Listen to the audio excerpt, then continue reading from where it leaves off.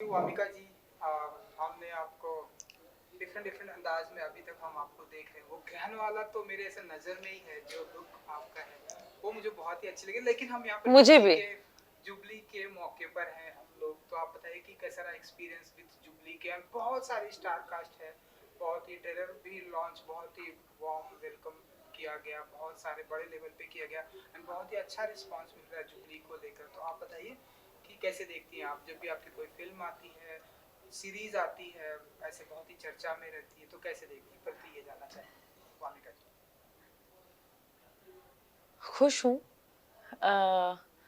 जब ग्रहण रिलीज हुआ था तो मुझे नहीं पता था कि लोग ऐसे ग्रहण को अपना लेंगे।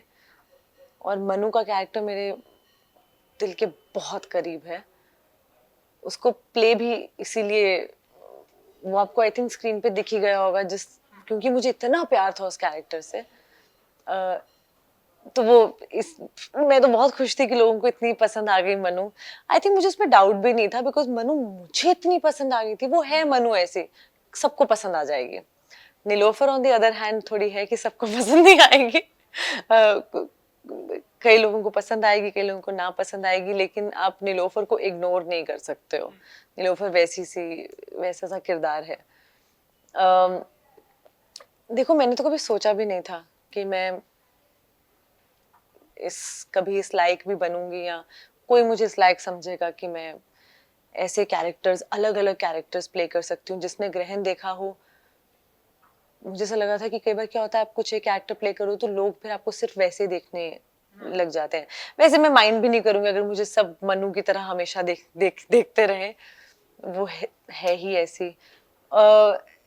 तो मेरे लिए तो बहुत ऐसे था कि अच्छा, कि इनको लगता है कि मैं ये कर सकती हूँ, कि इनको मेरे पे इतना भरोसा है। क्योंकि लोगों, ये सब, और स्पेशली डायरेक्टर मोटवानी जैसे डायरेक्टर जो इतना काम कर चुके हैं बड़े बड़े स्टार्स के साथ भी, कि उनको मेरे पे इतना फेथ है, और उनके फेथ की वजह से मुझे अपने आप पे भरोसा आने लग गया कि हाँ, मैं कर सकती हूँ। तो बहुत ही ना, ये ख्वाबों की तरह लगता है, क्योंकि ना ही मैं किसी फिल्मी बैकग्राउंड से हूँ, ना ही कभी ऐसे ऐसे किसी किसी माहौल में रहे हैं कि हाँ, जहाँ पे सब एक्टर्स रहते हैं या सब बन रहे हैं एक्टर्स। तो मैंने तो जर्नी अपनी बहुत वैसे शुरू की थी। मैं 8वीं क्लास में थी जब मैंने जब वी मेट। हाँ, मैं I was one of the cousin sisters of Kareena Kapoor. 8th class में ब्रेसेस थे मेरे में तो सेट पे। तो तब मैं जब देखती थी तो ऐसा लगता था कि करीना कपूर, शाहिद कपूर, एंड उन दोनों के parents are like film actors. मैं तो बच्ची थी, मैं उस वक्त मैं मेरे बच्चे से के दिमाग में ही चलता था कि अरे यार, क्या मैं कभी ऐसा कर पाऊंगी जहाँ पे मैं एक इतना, मतलब कोई इतना लेंदी कैरेक्टर प्ले करूं, लीड कैरेक्टर प्ले कर पाऊंगी कभी? कैसे पॉसिबल होता है? उस वक्त तो कुछ आइडिया भी नहीं था कि बॉम्बे जाके आपको, बॉम्बे हब है और बॉम्बे में रहना पड़ता है और ये वो। तो क्योंकि बचपन से हमेशा मेरी आंखों की वजह से मुझे सबने ऐश्वर्या राय और उससे कंपेयर किया है, तो मुझे तो लग रहा है जिस दिन मैं बॉम्बे जाऊंगी से लाइन लगी होगी कि अरे आगे वामे का। तो वो सब वहम मेरे पहले कुछ सालों में टूट गए थे कि कोई इंतजार नहीं कर रहा है मेरा।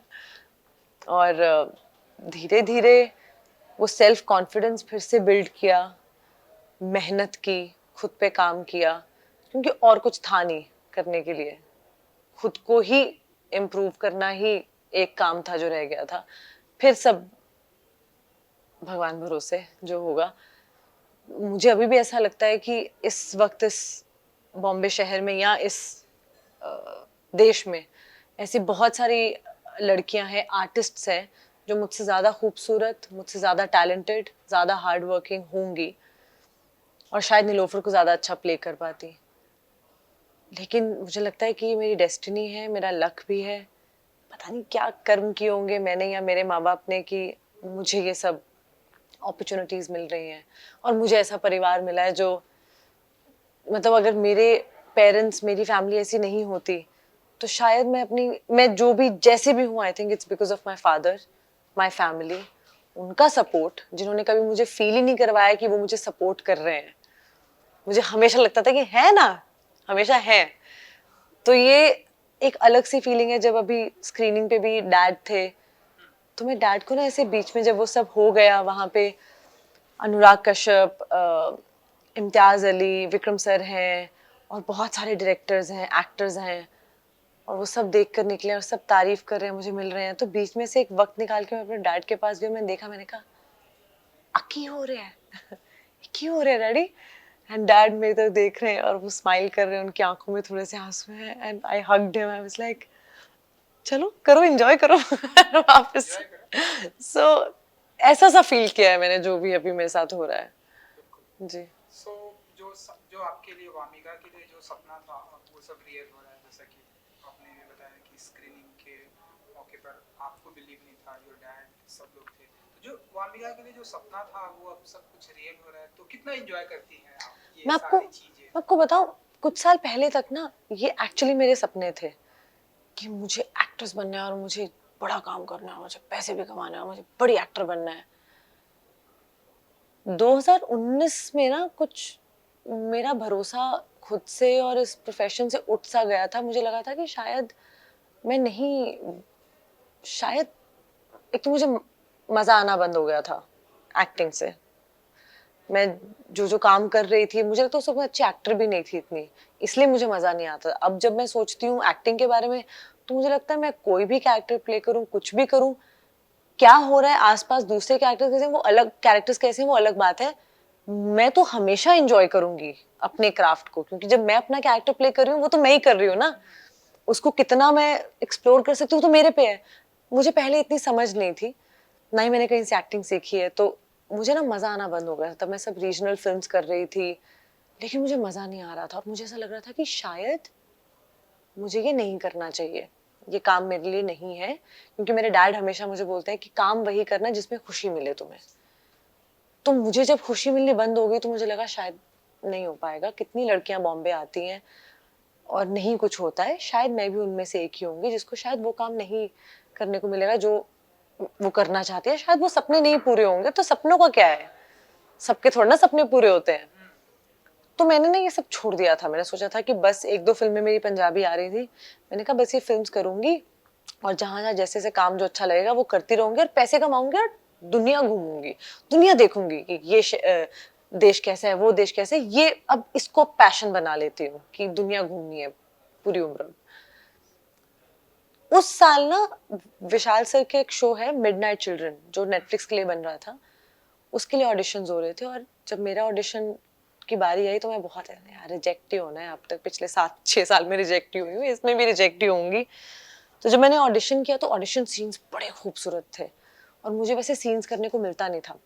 जब मैं ऑडिशन करने गई तो मैं सिर्फ सीन के उसमें थी कि मजा आ गया, ये ऑडिशन करने को मिलेगा, लेकिन रिजेक्ट ही होना है, ये कौन सा मिलने वाला है। तो इतनी रिलैक्स थी क्योंकि हार मान चुकी थी एक तरह से कि मिलना तो है नहीं, लेकिन मजा बड़ा आएगा, ये कर लो। मैं उसमें शॉर्टलिस्ट हो गई। अच्छा, पहले भी शॉर्टलिस्ट बहुत बार हुई हूँ और रिजेक्ट हुई हूँ, तो तब भी ये था कि हाँ हाँ क्या हो गया, शॉर्टलिस्ट हुई हूँ, अभी बस फोन आ जाएगा कि नहीं हो पाया।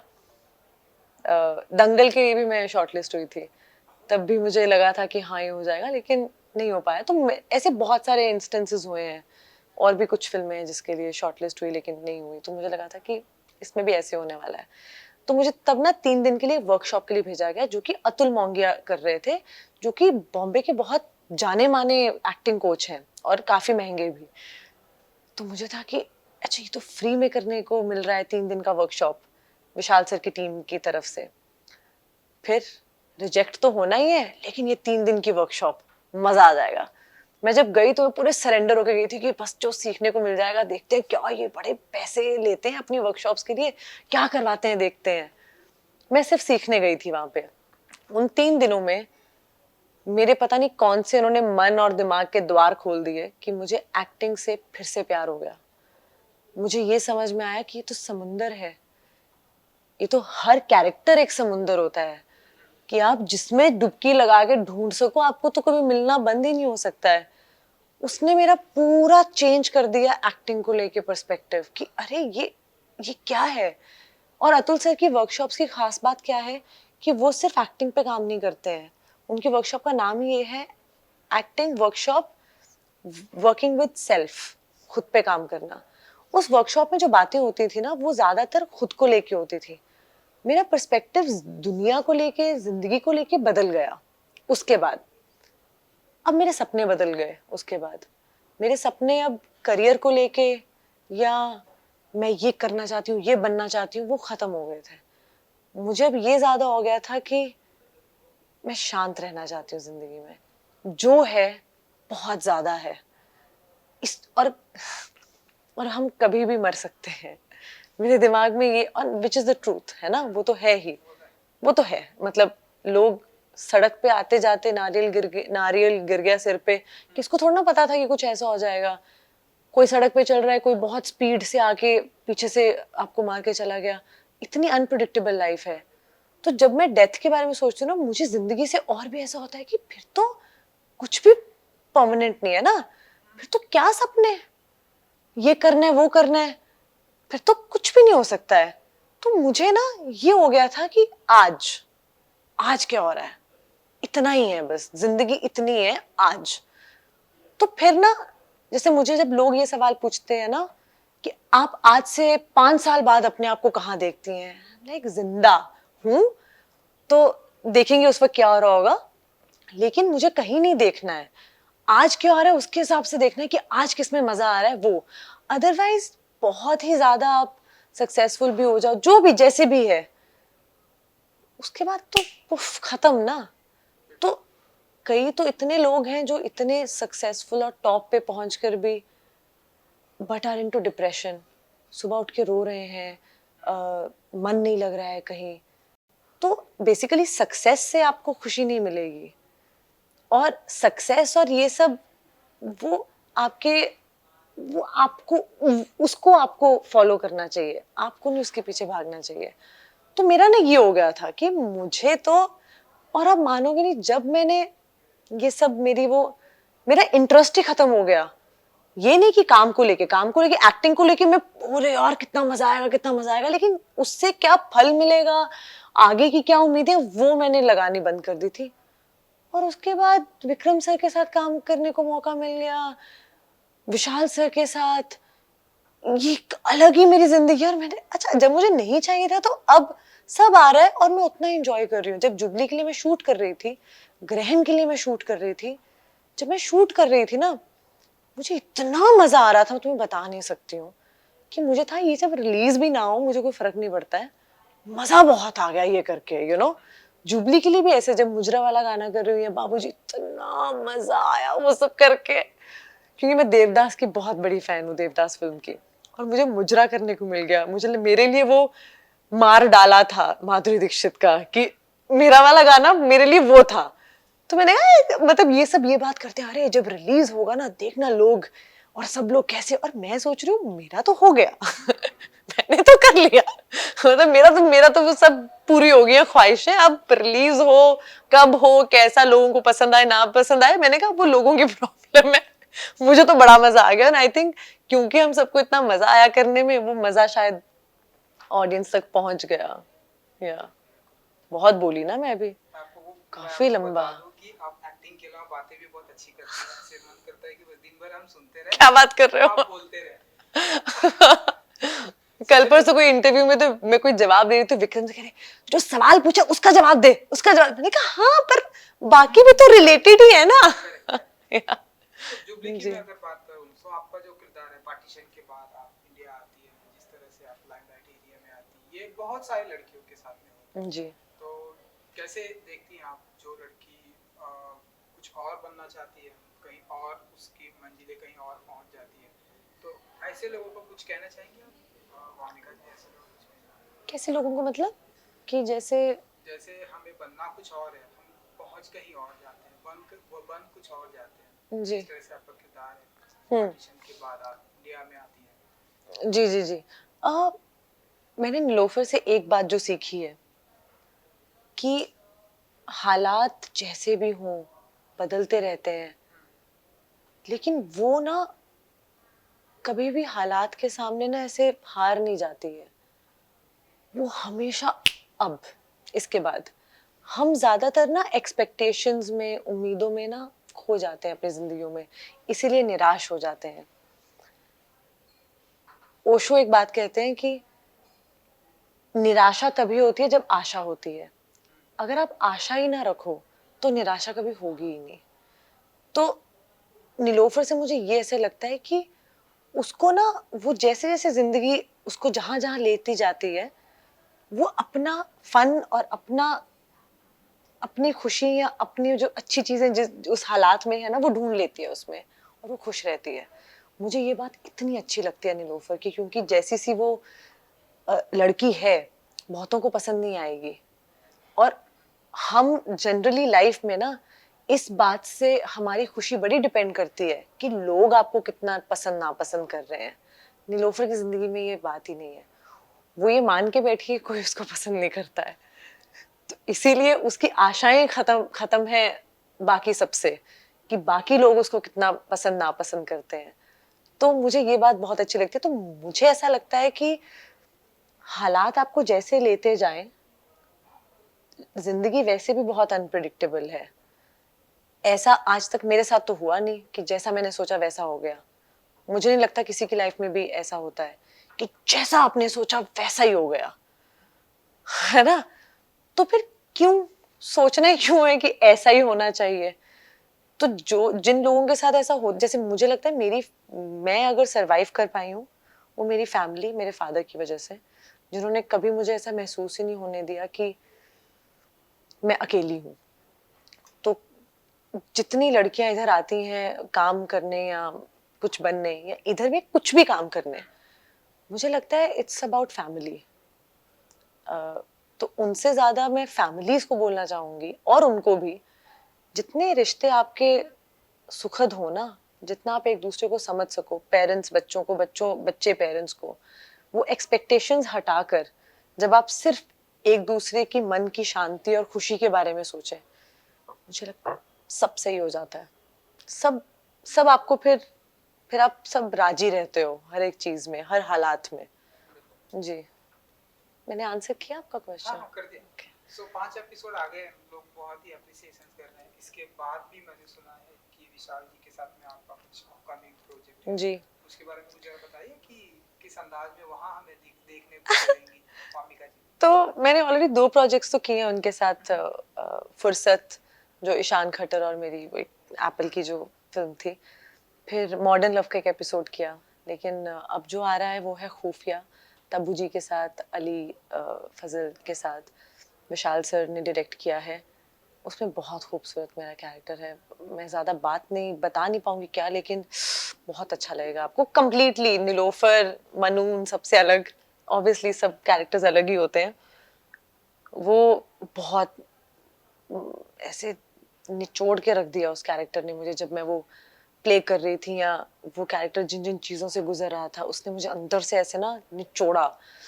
बड़ा मजा आया। लेकिन वही उसी में मजा है, और ऐसे सिंपल चीजें थोड़ा ना करने में मजा आता है, जहां आपको लगे कि आज आप थक गए हो, आज आप इमोशनली थक गए हो, वो वैसा। और विशाल सर के साथ काम करके तो इतना सीखने को मिला है। पता नहीं मेरे साथ ये क्यों हो रहा है कि मुझे ऐसे डायरेक्टर के साथ काम करने का मौका मिल रहा है। फिर विशाल सर के साथ 4-4 चीजें कर रही हूँ मैं। मतलब एक फिल्म कर लो उनके साथ तो आपको लगता है बड़ा कुछ सीख लिया। मैं तो और 3 खत्म कर लिए, चौथी शूट कर रही हूँ। तो मेरे लिए तो बहुत ओवरवेलमिंग है कि ये क्यों मेरे साथ हो रहा है। कुछ भगवान इम्प्रेस्ड है मेरे से पता नहीं क्यों, पर मैं ये सीख रही हूँ। और मेरी भूख ही यही थी कि मुझे और सीखना है, मुझे और सीखना है। मैं बोर हो मतलब कि जब आप इतनी चीज हो ना आपके पास, कितना ही आप यू you नो तो सिखाने वाले जब आपको मिल जाए ना, वो एक अलग मजा है।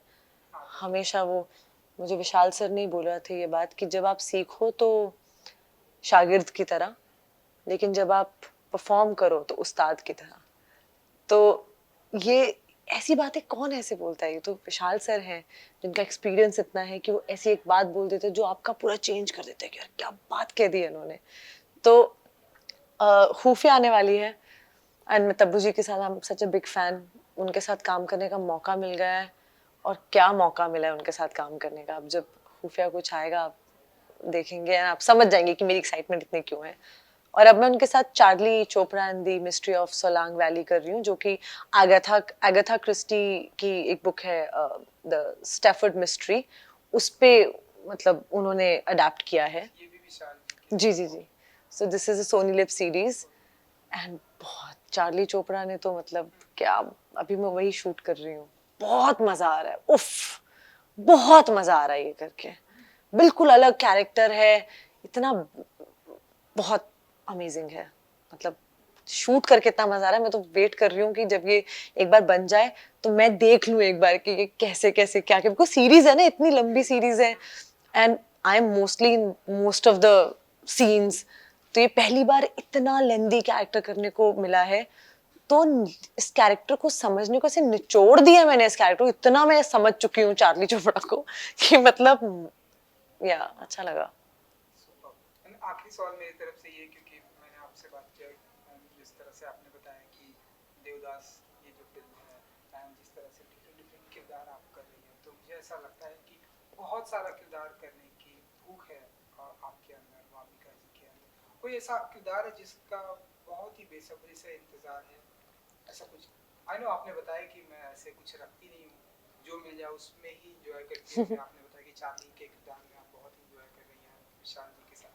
कोई ऐसा किरदार है जैसा कि आपने बताया कि देवदास का जो किरदार था, माधुरी जी का किरदार था, वो तो मुझे ऐसे निलोफर में मिल गया है कहीं ना कहीं, तो ऐसा वो कोई कोठा नंबर 32 की निलोफर कुरैशी, तो वो मुझे कहीं ना कहीं मिल गया, बट सीखने की भूख बहुत है, तो मुझे ऐसा लगता है कि आगे जाकर मैं जितना अलग तरह की दुनिया में हूँ, जैसे मुझे लगता है कि जो मैंने ग्रहण की जो दुनिया थी वो बहुत अलग थी, फिर ये जुबली की दुनिया तो बिल्कुल अलग है, तो ऐसे टेलीपोर्ट होती रहूं अलग अलग दुनिया में। ऐसा कुछ नहीं है कि कोई एक किरदार, पर मुझे लव स्टोरीज करनी है, मुझे और लव स्टोरीज करनी है, मेरी जिंदगी में प्यार बहुत बड़ी एक, मुझे लगता है हर एक चीज में जो अपनी लाइफ में करती हूँ, कुछ भी उसमें सिर्फ प्यार होता है, और मैं प्यार से ही सब कुछ करना चाहती हूँ, तो मुझे ना, मेरा पर्सनल है कि मैं, भगवान करे मैं आगे जितना काम करूँ सब लव स्टोरीज हो। सुपर्ब। एंड लास्टली, आपको बहुत सारा प्यार मिल रहा है हमारे इंडियन ऑडियंस की तरफ से, इंडियन सिनेमा की तरफ से, चाहे वो ओटीटी की बात करें, फिल्मों की बात करें, कुछ कहना चाहेंगे अपने फैंस के लिए जो ऐसे डे बाय डे आपको बहुत सारा प्यार दे रहे हैं और आपकी फैन फॉलोइंग भी बढ़ती जा रही है डे बाय डे? मैं बहुत खुश हूँ।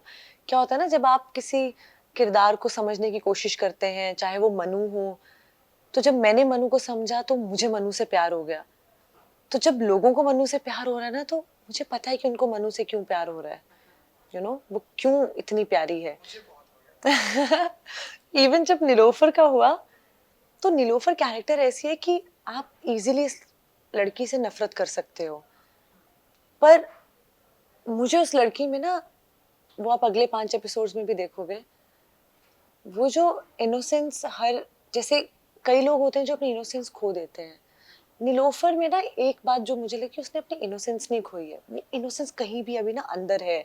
जब जय के साथ आ जाती है, जब जय के साथ सीन्स होते हैं, तो वो आपको कहीं नहीं दिखती है कि कोई तवायफ है या उसका वालिया के साथ अफेयर चल रहा है, वो बस एक लड़की है जो एक्साइटेड है कि हाँ क्या बात कर रहे हो तुम, अच्छा तुम रिफ्यूजी कैंप में रह रहे हो, उसको बुरा भी लग रहा है। वो इनोसेंस जो थी निलोफर की, जिसकी वजह से मुझे निलोफर से प्यार हुआ, कि इसमें अभी भी इनोसेंस बाकी है, तो मुझे इतना अच्छा लग रहा है कि वो ऑडियंस को भी उसकी इनोसेंस, और इनोसेंस से प्यार होता है, किसी भी कैरेक्टर की इनोसेंस से ही प्यार होता है। मतलब कहीं ना कहीं आप किसी भी हीरो के किरदार को भी ना, एक हीरो हीरो क्यों होता है और एक कोई भी कैरेक्टर विलन क्यों हो जाता है, वो सिर्फ इनोसेंस, वो हीरो में इनोसेंस बरकरार रहती है और वही मिसिंग होती है विलन में।